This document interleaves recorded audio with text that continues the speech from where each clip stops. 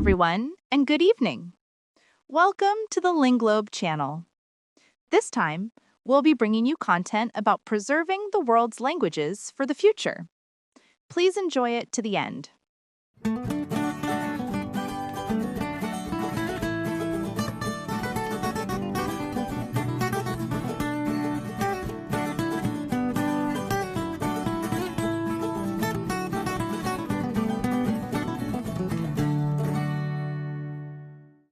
Imagine stepping onto like a wooden double-hulled canoe. Oh, wow. Yeah, and you're staring out at the Pacific Ocean, which is, a volatile body of water that covers literally a third of the Earth's surface. It's massive. Huge. And you have no compass, you have no map, and you certainly don't have GPS. Right, nothing like that. Yet you know exactly where you're going. So welcome to Linglobe Voice. Today we are opening up the Linglobe materials to explore a living, breathing culture that actually pulled off that exact scenario. They really did. Yeah, we're examining the journey, the identity, and the enduring vitality of the Maori people. And we're starting with our very first slide titled The Aotearoa Epic. Our mission today is to figure out how this incredible society built such an unbreakable bond with their environment and, how they carried that history into the modern world. It really is a phenomenal epic. I mean, this isn't just about survival. Yeah. It's basically a masterclass in adaptation. We're looking at a culture that doesn't just remember its past, but actively uses it as a functional toolkit to navigate the present day. Well, a functional toolkit. I like that. And to understand how they navigate the present, we really had to look at where they came from. Exactly. Which means looking at language as a map. So let's move to our second slide, born from the eastern Polynesian seas. The Maori story begins thousands of miles across the open Pacific. Yeah, far away. The Linglobe materials note that they share a foundation with the Austronesian language family, tying them to the Tahitian and Cook Islands Maori. But, I mean, how does a language family actually prove a physical migration across an ocean? Well, it's basically linguistic archaeology. Okay, linguistic archaeology. Right. So when researchers look at vocabulary, they track specific root words across vast distances. For instance, the word for I, or the word for canoe, remains remarkably similar whether you're in Taiwan, Hawaii, or New Zealand. Wow, really? Even across those huge distances? Yeah. By mapping where these words overlap and where they diverge, we can actually trace the physical routes these ancient voyagers took. So the ocean wasn't a barrier separating them, it was the highway connecting them. If the ocean was their highway, how did they drive on it without instruments? That actually brings us to our third slide, Masters of the Ocean Current. This part is fascinating. It really is. They arrived in New Zealand around the 13th century using celestial navigation, but the materials also say they read ocean swells and the flight paths of birds. I mean, I look at the ocean and it just looks like random waves to me. Yeah, just chaotic water. Right. So how do you actually read a swell? So it requires an unbelievable understanding of physics. When a massive ocean swell hits a distant island, the energy bounces back. Okay. And that creates an interference pattern, what they call a cross swell. A master navigator sitting inside the hull of a canoe can actually feel that specific vibration. They feel it, physically. Physically feel it. They sense that disruption in the rhythm of the water, and they just know there's an island hundreds of miles over the horizon. That is insane. And combine that with tracking specific land-nesting birds, birds that fly out to sea to fish and return to land at dusk. The environment itself basically becomes your compass. Think about that for a second. Imagine if your daily commute relied on feeling the exact vibration of the road beneath your tires to know where you were. It's a staggering level of environmental awareness. Truly staggering. But after navigating those complex swells, they eventually had to make landfall. Let's transition to our fourth slide, taking root in Aotearoa. Right, the settlement phase. Yeah, they settled mostly in the North Island, shifting from ocean voyagers to the indigenous guardians of the land. But the history gets incredibly complicated, specifically around the 1840 Treaty of Waitangi with the British. Very complicated. The materials mention this led to complex land disputes. What was the exact mechanism that caused this breakdown? The breakdown was fundamentally a translation issue between two completely different worldviews. That translation issue. Yeah. The English version of the treaty stated that the Maori were ceding sovereignty, meaning absolute authority, to the British Crown. Okay. However, the Maori version, Te Tiriti, used a word that implied they were granting the British permission to govern their own subjects. Oh, I see. Right, but that the Maori retained absolute authority and ownership over their own lands and villages. It was really a collision of two entirely different paradigms of what ownership actually meant. That differing paradigm of ownership seems to stem directly from how they view, like, human connection in society itself. Let's look at that social structure on our next slide, the strength of the iwi. The iwi is central to everything. Yeah, the materials say Maori society is fundamentally woven together by the iwi, which is the tribal structure. In modern, highly individualistic societies, you're often encouraged to, build your personal brand or be a self-made person. Right, very focused on the self. Exactly. But this feels entirely different for you, the listener, right? It's Yeah. a completely different way to exist. Yes, the contrast is stark. In Maori culture, your identity is not isolated. You're a single link in an ongoing ancestral chain. The emphasis is entirely on kinship. So it's not about me, it's about us. Exactly. When a Maori person introduces themselves traditionally, they don't even start with their name. Wait, really? Yeah, they recite their mountain, their river, their canoe, and their tribe before they ever mention who they are as an individual. You're defined by the collective landscape and your lineage. Wow. When your identity is a chain connecting the past to the future like that, you need a visual way to rally around that collective identity. Which brings us to our sixth slide, the anatomy of sovereignty. The flag. Yeah, this breaks down the national Maori flag, the Tino Rangatiratanga flag.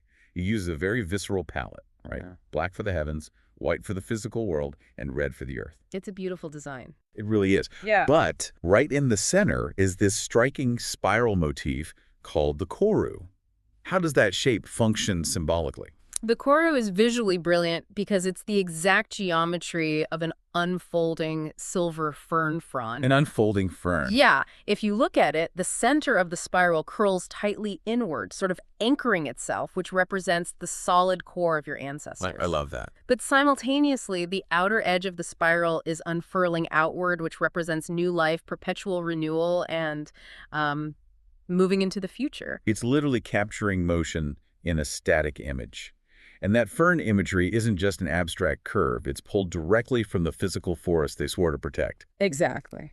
Let's transition to our seventh slide, the silver emblem of the land. Alongside the sovereignty flag, the silver fern is this massive unifying national symbol. It's everywhere in New Zealand. Yeah, it's like a botanical coat of arms.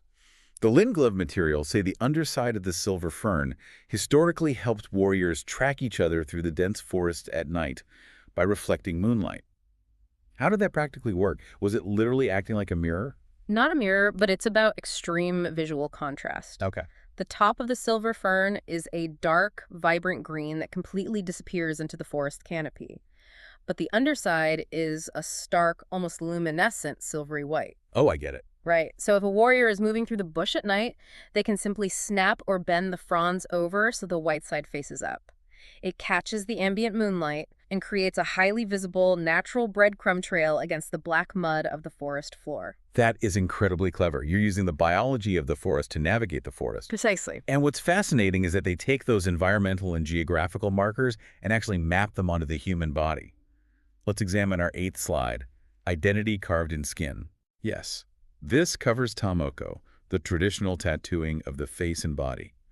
How is this fundamentally different from a modern tattoo where someone might just, get their hometown's area code inked on their arm? Well, modern tattoo Maori. Yes, the language itself. The materials point out it has only 5 vowels and utilizes very fluid diphthongs. Now, the materials use the term diphthong. Let's clarify that for everyone listening. What does a diphthong actually do to the sound of a word? A diphthong is when two vowel sounds glide seamlessly together within a single syllable. Think of the sounds A or A. Okay, right. Instead of a hard stop between letters, the sound becomes a continuous, unbroken river. Because every single syllable in Maori ends in a vowel, it creates a very clear mathematical rhythm. Like a beat. Yeah, phonetically, it's actually quite similar to the consonant-vowel structure of Japanese, which makes it incredibly melodic to the human ear. If the spoken word is an unbroken river of sound, how do you put that into a fixed written form without losing that specific rhythm? Let's move to our 10th slide, capturing the spoken word. This was a massive transition for the culture. Because the language was oral for centuries, right? Yeah. A written system wasn't developed until 19th century missionaries collaborated with Maori scholars using the Latin script. Exactly. And a crucial element they introduced was the macron-like, a little horizontal line over a vowel. The materials say this preserved the exact rhythm and meaning. Give me an example of how crucial a simple line can be. Oh, it's the difference between making sense and saying something completely absurd. Really? Yeah. The macron dictates a long vowel sound. For example, if you write the word keek with a macron only over the last E, it means to creak, like a wooden floorboard. Okay. But if you write coco with macrons over both E's, changing the length of the first vowel, it means armpit. Oh, wow. So if you drop a tiny grammatical symbol, you're suddenly talking about an armpit instead of a creaking sound. That is a massive difference. Exactly. It functions like musical notation for speech. If you don't hold the note for the correct duration, you're literally playing the wrong song. That's a great way to put it. But even with that precise written system, this language was almost silenced entirely.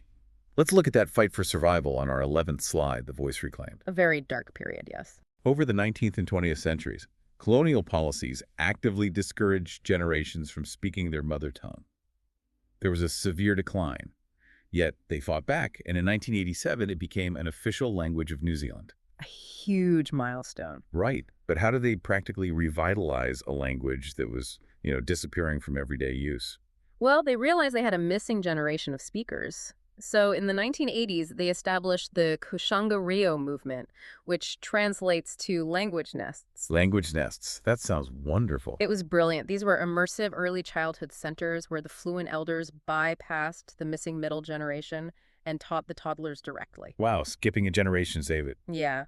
By surrounding the youngest members of society with the language, they ensured it became a living, spoken reality again, rather than just an academic subject. And when those toddlers grow up using the language, they're employing a grammar that forces them to recognize their exact relationship to the people around them. Let's transition to our 12th slide, the geometry of connection. The pronouns in Māori are incredible. The materials highlight that the language possesses incredible pronoun precision. It's almost like a social geometry. Yes, the standard greeting changes based on the exact mathematics of the room. How so? Well, if you're greeting one person, you say tana ko. If you're greeting exactly two people, it changes to tana kurua. Okay. And if you're speaking to three or more people, it's tana kutu. Wait, so if I walk into a room of 3 people and I accidentally use the greeting for 2 people, it's not just a minor grammatical error, is it? I'm essentially failing to acknowledge someone's physical existence in the room. Precisely. The grammar itself acts as a social geometry. It requires you to be fully present, observant, and highly respectful of the exact nature of the relationship in that very moment. You just cannot go on autopilot. Speaking of being present, let's expand on that everyday interaction. Moving to our 13th slide, the vocabulary of life. Some essential phrases here. Yeah, understanding a few key phrases gives you a window into the warmth of the culture. First is Ki-o-rahi. This is your versatile greeting. Hello, thank you, how are you? But it literally translates to have life or be well. It's very profound. Think about the difference between that and a transactional hi to your barista. You're actively wishing life upon someone. Absolutely. The vocabulary reflects a deep connection. You also have morena, which means good morning. Murina, I like that. And for the end of the day, mo maira, meaning good night or sleep well. When being introduced, you can say nushro mai, meaning nice to meet you. Okay. And 2 highly expressive words, raka for delicious and hari for fun or enjoyable. That intense energy of wishing life upon someone isn't just spoken, it is physically performed. Which brings us to our 14th slide, the living synthesis. Haka. Here we look at Haka. This seamlessly combines song, complex dance, and the intense energy of the Haka. But, I've mostly seen the Haka performed before rugby games. As a modern cultural practice, how does Haka actually function as a competition? Oh, it is fiercely competitive. Teams of performers train for months, and they're judged on a multitude of complex criteria. Like what? They're scored on their vocal harmonies, the absolute synchronization of their movements, the authenticity of the historical stories they're telling, and specific choreographic elements. That sounds exhausting. It is. For instance, there's the wiri, which is the rapid trembling of the hands during a performance. It represents the shimmering of heat rising from the ground. Oh, wow. If the entire team isn't perfectly synchronized in that movement, the illusion breaks and they lose points. That same level of intense physical coordination translates directly into how they play sports, too. Let's transition to our 15th slide, Ki-o-rahi, strategy and speed. A fantastic game. It's a traditional Maori ball game played on a circular field. I have to admit, trying to visualize a circular field from the Linglobe materials broke my brain a bit. It's definitely unusual. Right. We're so used to rectangular soccer pitches. How do the strategy zone and the speed vector actually interact in a circle? Think of it less like a traditional sport and more like a high-speed siege on a castle. Okay, a siege. I'm picturing it. In the very center of the circle is the target, called the tupu. That center area is the strategy zone, where one team sets up a tight defensive perimeter. Got it. The attacking team is out in the outer ring, which is the speed vector. They have to sprint around the perimeter, touching specific boundary markers to build up points before they attempt to throw the ball through the layers of the defending team to hit the central target. It requires intense spatial awareness. So you have to constantly alternate between sprinting in a wide arc and then threading the needle through a defensive wall. It's like a high-speed circular chess match. Exactly. To pull off a high-speed siege like that, you need absolute trust and split-second timing with your teammates. That timing was historically trained through our final cultural practice. Moving to our 16th slide, T-Rokau. Rhythm and precision. The stick game. Yeah, this is a game where players sit in pairs or a circle and throw wooden sticks to each other in perfect sync. The materials call this a diagnostic tool. Diagnostic in what way? What exactly are they diagnosing? They're diagnosing neural pathways and mental focus. Really? Yes. Historically, this wasn't just a game. It was rigorous training for warriors. By throwing these heavy sticks in increasingly complex patterns and speeds, you're testing a person's hand-eye coordination, their peripheral vision, and their ability to maintain a steady rhythm under pressure. That sounds intense. It is. If a warrior drops a stick or loses the beat of the accompanying song, it instantly diagnoses a lack of focus. If your rhythm breaks, the entire circle breaks down. It's essentially a stress test for the human brain and group synchronization. It's just a brilliant way to build trust. You know, every single practice we have explored today, every stick thrown in perfect rhythm, every macron placed perfectly on a page, every tattoo carved into the skin, and every star navigated across the Pacific is part of the same continuous epic. It really is. It's a completely holistic way of existing in the world. It proves that culture isn't some dusty artifact from the past. Culture is what you're actively doing right now to carry the strength of the past into the future. Right. As you leave this exploration, consider how modern, everyday society might shift if we viewed our own sports, our daily language, and our simple morning greetings not just as disposable daily tools, but as living rhythmic connections to our ancestors and our environment. Thank you for watching until the end. We will continue to bring you many more languages from around the world. Please subscribe to our channel. See you next time on the Linglobe channel.